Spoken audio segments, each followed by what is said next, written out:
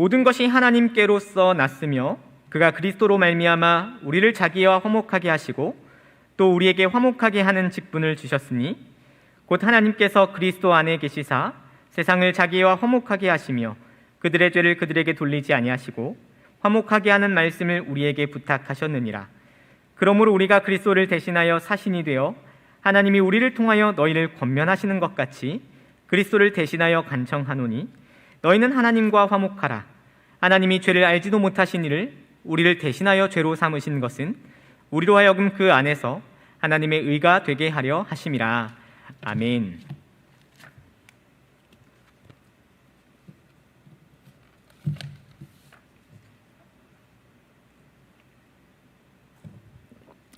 오늘 말씀은 그리스도 안에서 주신 화목이라는 제목으로 우리 하나님의 말씀을 나누고자 합니다. 여러분 고전을 많이 좀 읽어보셨나요? 사람이 유명한 책들, 그러니까 시대를 또 세대를 이어서 남겨져 있는 저작들 가운데 여전히 귀하게 읽히는 그런 책들을 고전이라고 할 텐데, 사람이 고전을 읽는 이유는 무엇인고 하면 어떤 인간의 생각 속에서 그 고전이 담고 있는 글귀를 쉽게 감히 부정하지 못하는 어떤 단편적인 진리를 발견할 때 그것을 고전으로 명명하고 또 고전을 그래서 읽기도 합니다. 그런 쉽게 부정되지 않는 어떤 진리를 담고 있기 때문이죠. 그런 의미에서 여전히 우리에게 아주 익숙한 단편적 진리를 담고 있는 글귀 중에 하나는 인간은 사회적 동물이다라는 구절입니다. 고전 중에 우리 아리스토텔레스의 정치학에서 나타나는 구절이겠죠. 인간은 사회적 동물이다. 원어적으로는, 문자적으로는 정치적 동물이다라고 선언한 그런 진술은 오늘날 우리의 실정을 비춰주는데 아주 좋은 경구가 되곤 합니다. 어떤 의미에서 그러냐면 인간은 사회적 동물이다, 곧 관계를 가져야만 하는 그런 생물이다라는 그런 표시일 텐데, 이것은 실제로 이 사회에서 더욱더 아주 잘 비춰주는 그 경구처럼 느껴집니다. 문화나 지식이 아무리 발전한다 하더라도 우리 삶에서 나타나는 대부분의 문제는 사람이 사람을 대하는 문제와 연결되고 있다는 걸 우리는 생각해 보는 것이죠. 아무리 스마트폰, 인공지능이 발달한다 하더라도 그래서 대인 사회가 아니라 비대면 사회를 가능케 한 사회가 되었다 하더라도 사람이 여전히 그 사람의 고립감이나 외로움을 해결해 줄 수 있는 길을 사람이 사람을 만나는 길에서 찾고 있다는 걸 우리는 여실히 확인합니다. 비대면 사회가 될수록 기술과 기능이 더 발전했음에도 불구하고 사람에게 나타나는 고립감이나 외로움은 사람을 만나야만 해결할 수 있는 것이죠. 여러분은 지금 비대면 예배를 드리고 계십니다. 물론 비대면 예배가 갖고 있는 그런 접근성이 높아졌다는 것, 그리고 그런 장점이 분명히 존재하지만, 그래서 아주 신기하게 하필 이 시대에 이런 코로나가 있어서 코로나에 대응할 수 있는 그런 예배 방식이, 그런 수단이 우리에게 주어졌다는 아주 놀라운 시대를 살고 있지만, 그래도 우리가 끊임없이 대면 예배를 향수하는 이유는 무엇 때문이겠습니까? 우리는 사회적 동물, 쉽게 말해서 서로 만나야 하고 만나고 싶어하는 존재들이기 때문이겠습니다. 그런데 사실 사람이 사람을 만나야 한다, 사회적 동물이다라고 말하는 그런 구절은 사실 어떤 고전의 글귀나 학자의 뛰어난 글에서 비로소 알게 되는 인간의 특징이 아니라, 사실은 어디서부터 그 귀한 진리를 발견할 수 있냐면 그 시초가 하나님의 말씀에 있다는 걸 우리는 분명히 알고 있습니다. 고전이나 학자의 글이 아니라 하나님의 말씀으로부터 인간은 사람을 만나야 한다라는 걸 알게 하신 진리는 어디에서부터 발견할 수 있냐면 창세기 2장에서부터 발견할 수 있죠. 창세기 2장에는 하나님께서 사람을 창조하신 목적을 이렇게 설명하십니다. 하나님이 이르시되 우리의 형상을 따라 우리의 모양대로 우리가 사람을 만들자 하시고 나서 어떻게 하셨냐면, 하나님이 자기 형상, 곧 하나님의 형상대로 사람을 창조하셨는데 그 하나님의 형상대로 창조하신 창조가 남자와 여자를 창조하셨다라는 것을 우리는 창세기 2장을 통해서 볼 수 있게 됩니다.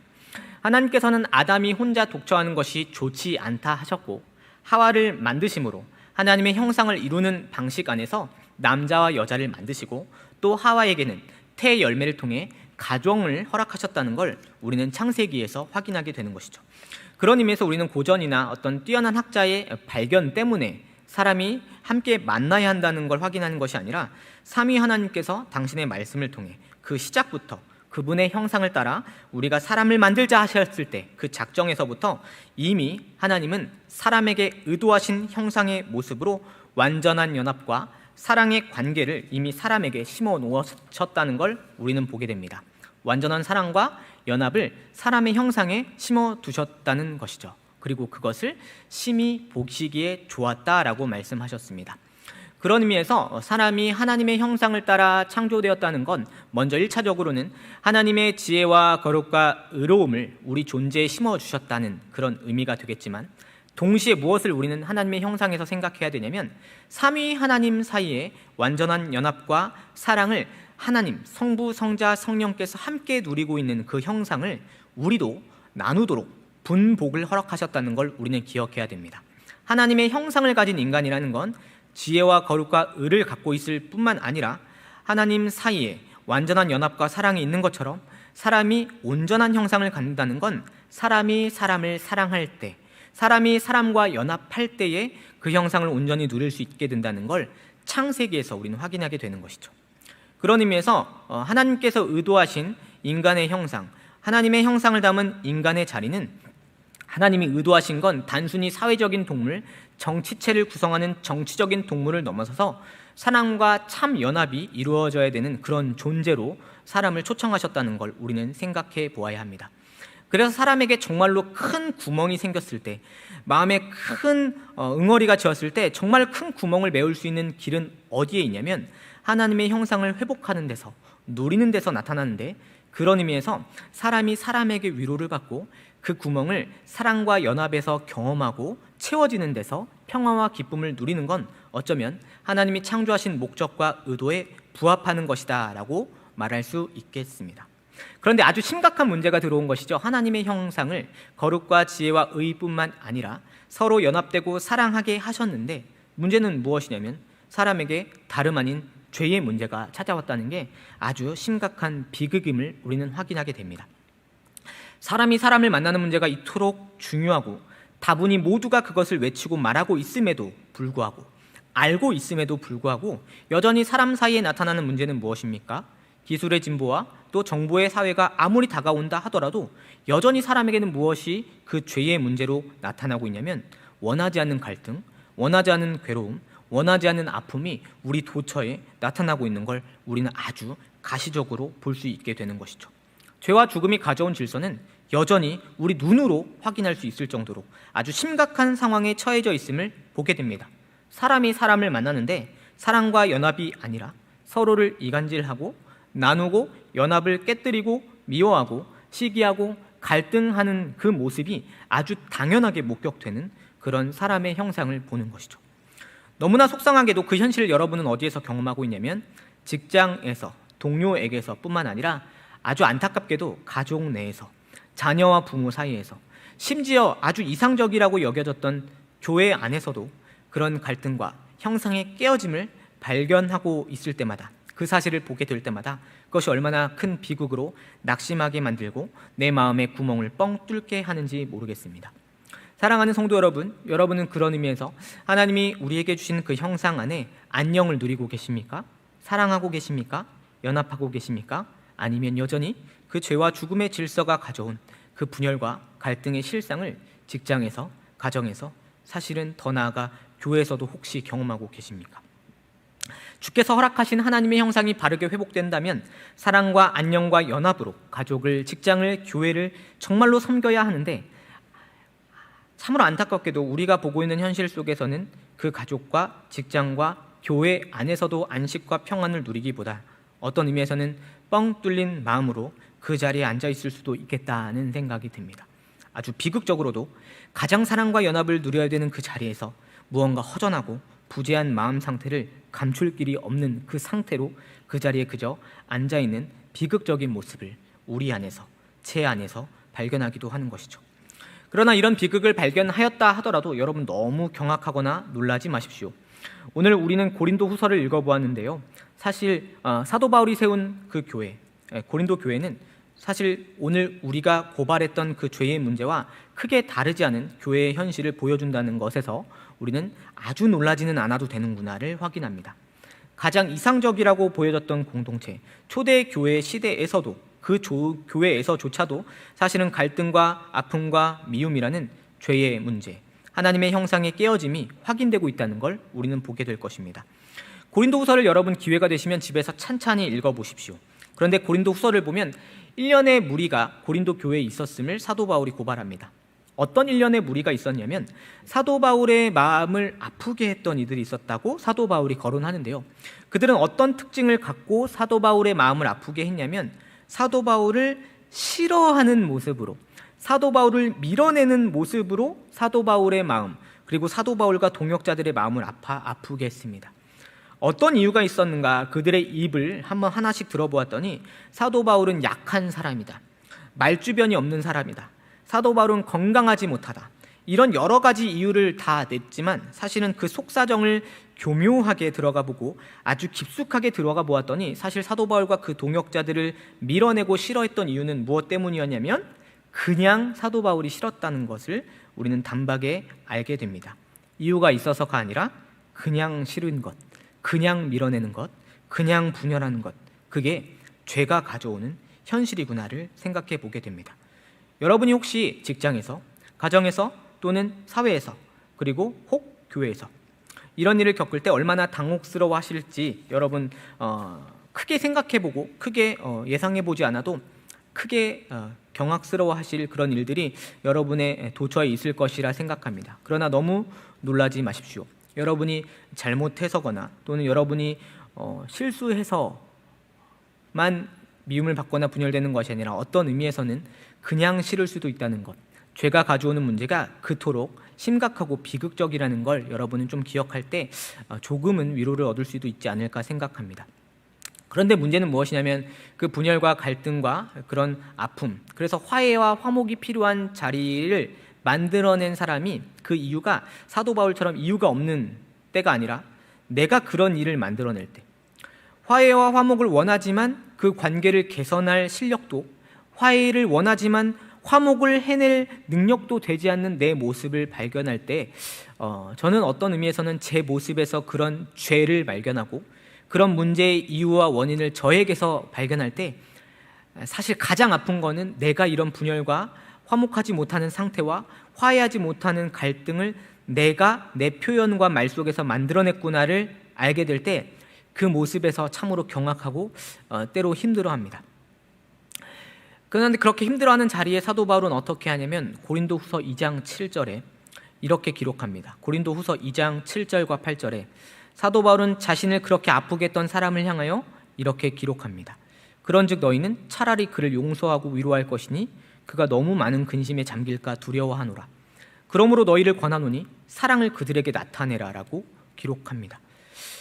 사도 바울이 이야기하는 화목의 수준은 어디를 향하냐면 이유 없이 미워한 사람을 향해서도 그가 혹시 너무 많은 근심으로 슬퍼할까봐, 슬픔에 너무 잠길까봐 큰 벌을 지속해내지 말고 오히려 용서하고 위로하라, 사랑을 그들에게 나타내라라는 수준까지 우리를 초청하고 있습니다. 더욱 고립되고 어려워지는 관계의 문제가 우리에게 놓여져 있을 때 때론 이런 사도 바울의 권면과 또 성경의 말씀이 아주 큰 부담으로 다가옵니다. 사도 바울은 이유도 없는데 그를 사랑하라고 했고 이유 없이 당해하는 억울함이 있었음에도 불구하고 오히려 위로하고 사랑을 나타내라고 했는데 저는 제 자리 안에서 제가 분열과 갈등을 일으켰음에도 불구하고 화해하십시오, 화목하십시오라는 명령과 말씀이 굉장한 부담으로 다가올 때 오히려 때로는 그 마음이 무뎌지고 양심의 화인을 맞은 것처럼 다가와서 화해하십시오, 여러분 화목하셔야 됩니다라는 말들이 때로는 고리타분한 그런 무력한 구호처럼 들리기도 합니다. 알겠는데요 안 되잖아요 라고 그냥 포기해버리고 마는, 그래서 가정과 직장과 사회에는 놓여져 있는 나로 인해 발생한 갈등의 단편들을 그저 지켜만 보고 있는 무력한 제 모습을 보기도 하는 것이죠. 그런데 질문을 해보게 됐습니다. 어떤 의미에서 사도 바울은 이유 없이 미움당한 그 현실 속에서도 화해와 화목을, 그리고 연합을, 사랑을, 용서를, 위로를 시도할 수 있었을까? 무엇이 그를 그렇게 만들었을까? 무엇이 그를 그렇게 끌어갔을까? 그 비밀은 무엇일까? 그 비밀이 무엇이기에 오늘 그 사도 바울을 화목의 자리로 살 수 있게 하셨을까를 질문하게 될 때 오늘 말씀을 다시 읽게 되었습니다. 그 비밀을 알 때 나도 하나님께서 할 수 있게 하시겠구나. 그것이 약속과 말씀이 가진 능력이라면 내가 그 비밀을 소유하고 싶다는 그 마음으로 하나하나 그 말씀을 다시 읽기 시작하는 것이죠. 그렇게 오늘 고린도후서 5장 18절에서 21절 말씀을 다시 읽어보게 됩니다. 우리에게 주어진 화목의 능력과 수준은 어디를 향하고 있는가, 그리고 그것이 어떤 비밀의 능력을 우리에게 가지게 하는가를 다시 한번 확인하며 세세하게 읽어볼 때 18절 말씀에서 놀라운 시작을 발견하게 되었습니다. 18절 말씀입니다. 모든 것이 하나님께로서 났으며 그가 그리스도로 말미암아 우리를 자기와 화목하게 하시고 또 우리에게 화목하게 하는 직분을 주셨다 기록하고 있습니다. 바울은 여기에서 무엇을 먼저 선언하고 있냐면, 모든 것이 누구에게서 났다라고 선언하냐면 하나님께로서 났다라고 이야기를 합니다. 여러분, 이것은 아주 놀라운 은혜입니다. 하나님께 났다. 여러분, 사실 죄와 죽음은 누가 가져온 질서일까요? 죄와 죽음이 가져온 질서는 누가 가져왔냐면 사실은 하나님께 인간이 반역하고 범죄함으로 나타난 결과이죠. 사실은 그 죄를 당하신 피해자와 죄를 당하여 억울하게 침해를 당하신 분은 사실은 하나님이십니다. 하나님은 그 죄 때문에 분열을 경험하셔야만 했고, 하나님은 인간이 반역한 그 사실 때문에 분열된 사회와 우주를 목격하셨던 가장 큰 침해를 당하셨던 분이시죠. 그런데 놀랍게도 18절은 어떻게 시작하냐면, 그 모든 일의 시작, 곧 새로운 피조물 되어 화목하게 한 세계를 누가 의도하시고 시작하셨냐면 놀랍게도 하나님 그 자신이 그 모든 일을 시작하셨다라고 말씀하십니다. 세상을 자기와 화목하게 하도록 하나님이 의도하셨다는 말씀에서 우리는 먼저 고개를 숙이게 됩니다. 주님, 그 죄와 그 분열과 갈등의 시작을 내가 먼저 가지고 있었음에도 불구하고 그것을 하나 되게 하시고 연합되게 하시고 회복되게 하시고 화목하게 하시는 시작을 도리어 하나님이 시작하셨군요. 그 의지를 하나님이 마련하셨군요 라는 그 사실 속에서 오늘 그 놀라운 능력의 화목의 시작을 발견하게 되는 것이죠. 사람의 의도나 의지가 아니라 하나님이 의지하신 것이 화목이구나, 하나님이 시작하신 것이 화목이구나, 삼위 하나님이 그렇게 의도하신 것이 화목이구나 생각할 때, 그렇다면 이것을 의도하고 계획하시고 의지하신 분이 삼위 하나님이시라면 그분이 하신 말씀과 근거를 따라갈 때 화목하게 하는 능력을 하나님이 주시겠구나를 확인하게 되는 것이죠. 사랑하는 성도 여러분, 오늘 모든 피조물과 화해하신 그분, 그리고 사람과 사람 사이의 관계 안에서 화목하길 원하셨던 시작과 마음을 누가 갖고 계셨냐면 그 원대한 계획을 사람이나 어떤 지혜가 그것을 이루어낸 것이 아니라 하나님이 세우신 계획에 있었다는 것에서 우리는 먼저 힘을 얻어야겠습니다. 그렇다면 그분이 이미 이루시고 시작하셨던 그 화목의 시작을 그분은 어떠한 수단을 통해서 이 화목의 일을 하셨는가 생각할 때 하나님은 반드시 그 화목과 함께 생각해야 될 것으로 그 근거로 예수 그리스도를 선언해내기 시작합니다. 하나님이 침해를 당하신 당사자라고 이야기를 했습니다. 모든 분열과 모든 갈등을 만들어낸 것이 인간임에도 불구하고 가장 큰 피해를 보신 분은 사실 하나님이시죠. 하나님에게는 그 죄와 죽음을 해결하셔야만 하는 과제를 갖고 계셨습니다. 침해당하신 하나님께서 그 장벽을 해결해야만, 그 장벽을 무너뜨려야만 그 갈라지고 분열된 사람과 사람, 우주와 피조 세계를 화해시킬 수 있는 것이죠. 그런데 하나님은 그 장벽의 근거, 그 장벽을 제거할 힘을 누구에게서 발견하시고 수행해내셨냐면 놀랍게도 예수 그리스도로 말미암아 이 화목을 수행하셨다라고 말씀하십니다. 19절 말씀입니다. 화목의 근거를 하나님은 이렇게 말씀하십니다. 곧 하나님께서 그리스도 안에 계시사 세상을 자기와 화목하게 하시며 그들의 죄를 그들에게 돌리지 아니하시고 화목하게 하는 말씀을 우리에게 부탁하셨느니라 라고 말씀하십니다. 하나님은 화목을 하실 때에 그냥 화목해라, 화해하라 라고 말씀하신 것이 아니라 그 화목의 근거와 실제를 누구 안에서 허락하셨냐면 예수 그리스도 안에 계시기로, 예수 그리스도 안에서 계셔서 화목하시기로 의지하셨다는 걸 우리는 발견합니다. 예수 그리스도는 어떤 분이십니까? 하나님의 아들 곧 하나님 자신입니다. 하나님이 그 죄와 죽음, 그 장벽의 문제를 사람에게서 제거하실 수 있었던 이유는 무엇 때문이냐면 침해를 당하신 당사자이신 하나님께서 그 책임을 스스로 지시겠다라는 결정을 그 아들 예수님에게서 허락하신 것이죠. 침해를 당하신 당사자가 책임을 지시겠다는 그 의지를 예수 그리스도에게서 주신 것입니다. 하나님의 아들이시자 하나님의 본체이신 예수 그리스도를 어떻게 하시기로 하셨냐면, 침해를 당하신 그분이 그 값과 그 저주와 그 심판의 모든 집약을 예수 그리스도가 담당하게 하셨습니다. 아무 잘못도 이유도 없는 그리스도에게서 그 책임을 물으시고 그 심판의 자리를 그리스도가 감당하게 하셨다는 사실이죠. 하나님이 우리와 또 피조세계가 피조세계 사이에서 화목을 누릴 수 있는 유일한 자리와 정소는 어디에만 있을 수 있냐면 바로 예수 그리스도 안에서 화해할 수 있고 그리스도 안에서 화목할 수 있음을 우리는 먼저 기억해야겠습니다. 누군가의 권면, 여러분 사랑하셔야 합니다. 화목하셔야 됩니다. 하나 되셔야 됩니다. 이것이 일반 사회의 윤리이고 그것이 사랑하는 사람의 마땅한 자라입니다. 인지상정입니다 라고 말하는 것이 아니라, 하나님은 화목을 어디에서만 실제가 되게 하셨냐면 예수 그리스도 안에서만 그것이 가능하게 하셨고, 그 안에서 하나님은 화목하고 평화를 누리기로 하셨다는 걸 우리는 먼저 기억을 해야겠습니다.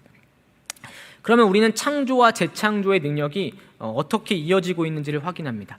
창조의 능력은 결국 무엇이었냐면, 창조는 하나님의 형상을 사람에게 나눠주시는 일인데, 그 하나님의 형상이라는 것은 앞서 말씀드렸듯이 서로의 연합과 사랑을 하나님이 사람에게 나눠주신 분복이었습니다. 놀라운 복입니다. 그 사랑과 연합을 경험할 때에만 사람은 근본적으로 채워지지 않는 그 구멍이 메워지고 더 나아가 기쁨과 영광과 감사와 찬송을 누리게 되는 것이죠. 근데 그 첫 창조가 깨어진 것은 사람의 죄와 죽음의 문제 때문이었습니다. 그런데 주님은 어떻게 하셨습니까? 재창조하셨습니다. 창조를 그리스도 예수 안에서 완전히 완성하여 주심으로 이제는 죄와 죽음으로 완전히 무너지고 분열된 사람에게 그리스도 예수 안에서 새롭게 하시는 생명과 평화를 주셨다라고 말씀하시는 것이죠. 그런 의미에서 우리는 하나님이 형상을 만들어 가시고 회복하실 때 하나님이 아들을 내어주셨다는 걸 우리는 생각을 해보아야겠습니다. 화목이라는 것은 무엇이냐면 자기를 내어주는 것이구나를 확인하게 됩니다. 나를 내려놓고 나를 비우고 상대를 그 자리에 채워넣는 것이구나를 회복하게 되는 것이죠. 알게 되는 것입니다. 그런 의미에서 우리는 화목의 실제가 어떻게 나타날 수 있는가를 이후에 한번 생각해 보려고 합니다. 화목을 예수 그리스도 안에서 허락하셨을 때 20절에는 아주 놀랍게도 하나님이 우리에게 이렇게 말씀하시는데요. 어떻게 말씀하시냐면, 이제는 그 화목을 그냥 그대로 두는 것이 아니라 그 화목에 우리를 초청하십니다. 20절 말씀을 읽어보겠습니다. 그러므로 우리가 그리스도를 대신하여 사신이 되어 하나님이 우리를 통하여 너희를 권면하시는 것 같이 그리스도를 대신하여 간청하노니 너희는 하나님과 화목하라 라고 말씀하십니다. 이제는 그 화목을, 분명한 근거를 예수 그리스도 안에서 마련하신 하나님께서는 사도 바울의 입을 통해서 어떻게 말씀하시냐면, 그리스도를 대신하여 간청하노니 너희는 하나님과 화목하라라고 감히 선언합니다.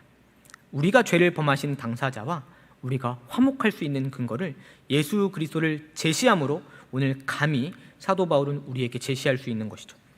그런 의미에서 사랑하는 성도 여러분, 오늘 여러분이 먼저 화목과 화해를 실제로 경험하기 위해선 무엇을 먼저 기억해야 하냐면, 예수 그리스도 안에서 하나님과 먼저 화목하고 화해해야 한다는 사실을 우리는 먼저 기억해야겠습니다. 하나님과 화목한다는 것은 결국 무엇일까요?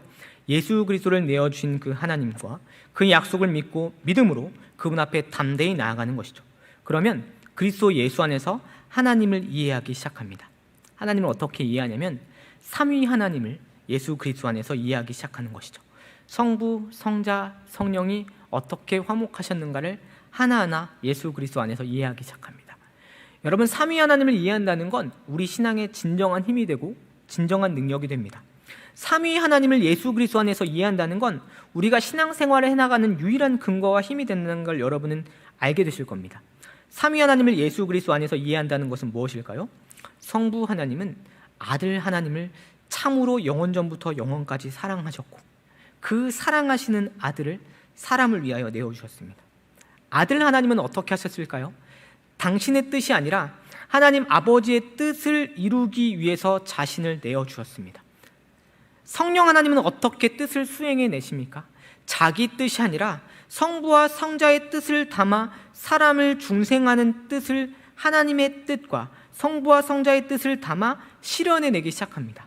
삼위 하나님 사이에는 어떠한 역할과 연합과 사랑이냐면 성부의 뜻은 성자와 성령에게서, 성자의 뜻은 성부와 성령에게서, 성령의 뜻은 성부와 성자에게서 나타나 나를 비우고 상대의 뜻을 채우는 것으로 실현해내기 시작했던 것이죠. 그런 면에서 우리가 그리스도 예수 안에서 삼위 하나님을 이해한다는 건 화목이 무엇인가를 분명하게 다시 이해하게 됩니다. 화목이라는 건 삼위 하나님을 닮는 것이구나, 화목이라는 건 삼위 하나님처럼 사랑하는 것이구나를 알게 되는 것이죠. 화목이라는 건 우리 그리스도인들이 나아가 하나님처럼 서로에게 자신을 주는 것이구나를 확인하게 되는 것입니다. 그렇게 화목을 이해하고 났더니, 그렇게 화목을 알게 되고 났더니 내가 어떻게 화목하고 화해할 수 있을까, 그리고 어떻게 나타나야 할까를 이제는 알게 될 것 같습니다. 그 키를 이제는 조금은 이해할 것 같습니다. 이런 것이죠. 내 삶에 다른 성도의 삶이 들어와야 하는 것이고, 내 삶에 다른 이의 삶이, 내 삶이 다른 이의 삶에 들어가야 되는 것이고, 그들의 고민이 내 고민이 돼야 되는 것이고, 내 고민이 그들의 고민이 돼야 되는 것이구나. 내 안에서 이루어져야 되는 뜻은 무엇이냐면 다른 사람의 뜻이 되어야 되는구나. 그리고 내 뜻이 다른 사람의 뜻 안에서 이루어져야 되는구나. 화목이라는 것은 내어주는 것이고 내 안에서 세워주는 것이구나를 확인하게 되는 것입니다. 화목은 삼위 하나님이 존재하시는 그 방식대로 우리에게 실현되는 것이구나를 알게 되는 것입니다. 성부가 성자를 사랑하시는 것이 화목이고, 성자가 성부의 뜻을 받드는 것이 화목이며, 성령께서 성부와 성자의 뜻을 실현하는 것이 화목이구나를 우리는 알게 되는 것입니다. 그런데 이 시대의 모습을 다시 보게 됩니다. 이 시대의 모습은 무엇을 자꾸만 선언하고 가르치냐면, 여러분 홀로 서셔야 합니다를 자꾸 가르치기 시작합니다. 누구에게 손을 벌리기보다 스스로 설 수 있도록 세워져야 합니다, 자립해야 됩니다를 가르치는 그런 시대가 되었습니다. 서로가 서로에게 자신을 내어주고 의존하게 하신 하나님의 형상을 잃어버린 채 내가 스스로 서야 하고 경쟁해야 되고 남에게 아쉬운 소리를 하지 않아야 되는 것으로 그렇게 자립해야 된다고 가르치는 시대를 살아가고 있습니다. 우리가 비대면 사회에서 외로워하고 고립감을 느끼는 이유는 무엇 때문이냐면 사실은 자존심, 자립심 때문이 아닐까라는 생각을 해보는 것이죠. 힘들다고 말하면 부끄러울까 봐, 내가 외롭습니다라고 말하면, 내가 아픕니다라고 말하면 내가 책을 잡힐까 봐, 그런 자립심과 자존심과 시대적 가치가 오히려 죄를 발생하고 있음에도 불구하고 이 현대사회는 그것을 방종하고 방임하고 방치하고 있는 것을 보게 되는 것이죠. 그런데 오늘 우리 하나님께서는 그리스도 예수 안에서 삼위 하나님이 존재하신 방식으로 화목을 초청하십니다. 화목이란 나를 내어주는 것이고 남에게 나를 던져주는 것이구나를 확인하게 되는 것입니다. 그렇게 말씀을 이해하고 났더니 제 삶을 다시 돌아보게 되었습니다. 부끄럽지만 저는 교역자로서 또 목회자로서 참 화목하기 어려운 사람들이 저에게도 있다는 걸 확인합니다. 죄가 얼마나 비극적이고 비참한지 하나님의 말씀을 가르치고 나누고 또 선포하는 자로서 세움을 받았음에도 불구하고 참으로 화목하기 어려운 사람들이 여전히 있구나를 매일 경험합니다. 네. 이유도 모르겠고 화해하지 못하는 그 이유도 전혀 모르겠고 갈등하고 있는 원인도 발견하지 못한 채 화해의 실마리를 찾지 못하고 있는 제 모습을 발견합니다. 어떻게 어디서부터 시작해야 할지도 막막한 그런 관계가 제게도 있다는 걸 확인합니다. 그 관계는 여러 가지가 있습니다. 누구를 지목하기가 어려울 정도로 때로는 그런 관계가 친지 안에서 발견되기도 하고 동료 안에서 발견되기도 하고 얼굴을 대할 때마다 보게 되는 가족에게서 그런 어려움을 화목하기 참 어렵구나라는 그런 무력감을 느끼곤 합니다. 근데 더 큰 문제는 무엇인지 아십니까? 그런 무력감을 느끼는데 그것을 매일매일 경험해야 되는 것이죠. 직장에 갈 때마다, 가족들을 만날 때마다, 친지를 볼 때마다, 동료들을 만날 때마다 사실은 내 안에 화목하지 못하는 그 분열된 감정을 가지고 매일매일 그것을 대하고 피할 수 없다는 게 아주 큰 분노로 다가와서 때로는 그 분노나 무력감이 제 가슴에 통증을 만들어내기도 합니다. 더 큰 문제는 화목하고 싶고 화해하고 싶은 제 속내가 있음에도 불구하고 제가 살아온 삶의 문의와 결이, 제가 말해내는 그 대화 방식이, 제가 사용하는 언어 습관이 쉽게 고쳐지지 않아서 저도 괴로운데 그걸 받아내야 되는 사람은 얼마나 힘들까, 얼마나 싫을까를 생각해 보면 화목하지 못하는 게 아주 당연하구나 다시 한번 확인하는 것이죠. 얼마나 힘든지 화목하기 어려운 모든 원인이 사실은 남에게, 동료에게, 친지에게 있는 게 아니라 내가 살아온 문의에서, 내가 살아온 결에서, 내 언어 습관에서 타인이 힘들어하고 분열하는구나를 확인할 때마다 얼마나 걸림돌을 제시하는 제 모습이 초라해지고 아픈지 모르겠습니다. 그런 생각으로 다시 순환하면서 저를 자책하고 나면 자꾸만 가슴에 통증이 막 조여옵니다. 이렇게 살면 안 되는데, 하나님이 원하시는 자리가 있는데, 화목하라 명하시는 말씀을 마주하는 게 두렵기까지 하는 것이죠. 그게 저를 많이 괴롭게 합니다.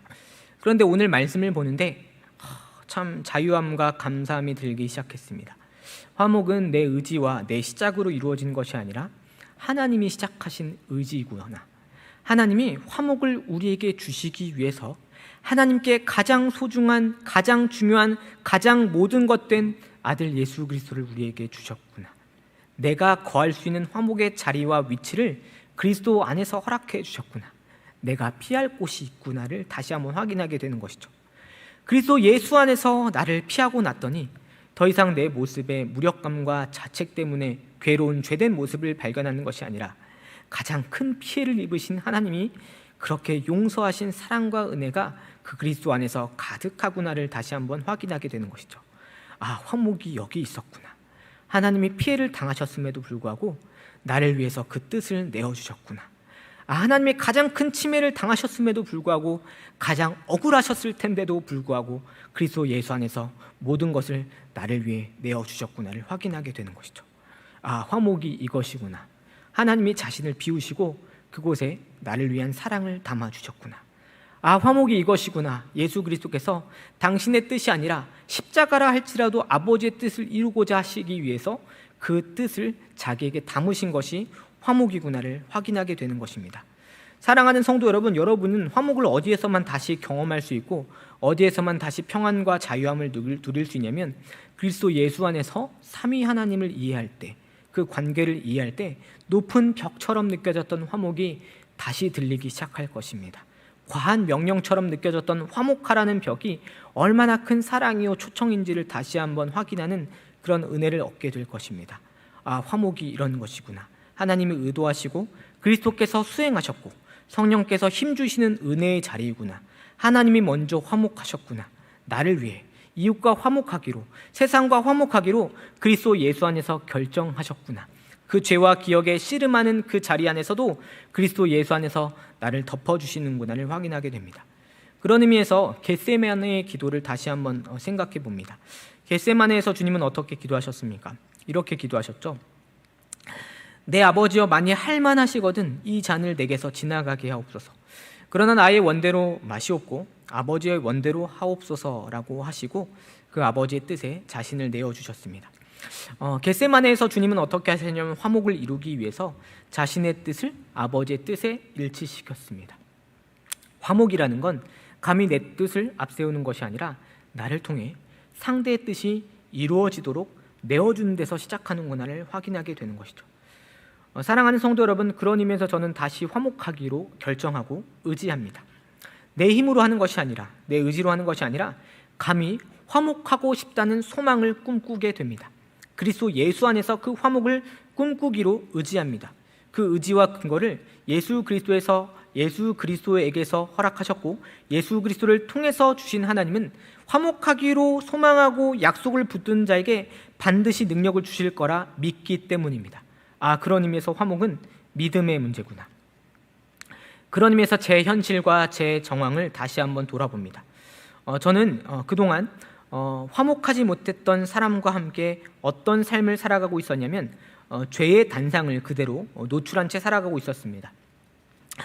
부정하고 싶었던 사람이 있었던 것이고, 그리고 내 과거와 내 아픔을 돌아보면서 저주하고 싶었던 그런 의미로 제 삶을 돌아보곤 했던 것이죠. 그래서 때로는 자책을 하기도 하고 때로는 남을 향하여 정죄하기도 했던 제 모습을 보게 되었던 것입니다. 그런 관계들이 여러 도처에 놓여져 있음을 사람이 사는 사회에서 많이 발견합니다. 그런데 오늘 사도 바울은 그리스도 예수 안에 있는 화목이 무엇인가를 우리에게 알려주고 나서 그 화목으로 우리를 초청합니다. 감히 그리스도의 사신이 되어 간청하노니 하나님과 화목하라라고 우리를 그 자리에 초청합니다. 명령이 아니라 놀라운 기쁨으로 우리를 초대하는 초청장이라는 것을 생각해 보는 것이죠. 그런 의미에서 제가 원수와 때로는 원수처럼 느껴지는 사람과 어떻게 화목할 수 있는가를 생각할 때 아주 구체적으로 이렇게 해야 되는구나를 생각합니다. 우리 21절 말씀을 같이 한번 보려고 합니다. 21절 말씀에는 이렇게 기록되어 있습니다.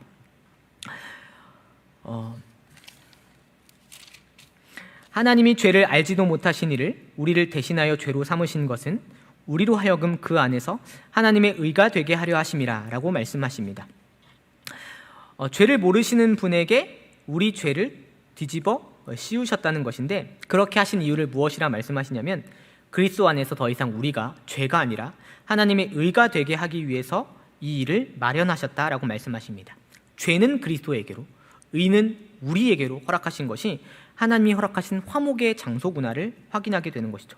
그런 의미에서 제가 여러 화목하지 못하는 사람들을 다시 한번 떠올립니다.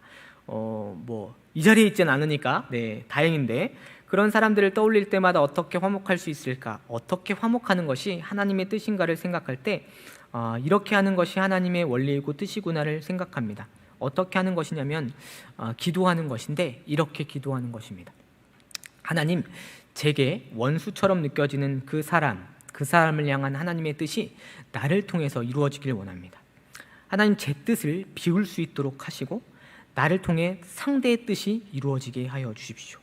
상대가 목적하고 원하는 것을 내가 수행하고 맞춰주고 따를 수 있도록 제게 힘을 주십시오라고 다시 기도하게 되었습니다. 왜 그런 기도를 할 수 있는고 생각해 보면 하나님이 먼저 나를 그렇게 받아주셨구나, 화해하셨구나, 화목하셨구나를 확인하게 되는 것이죠.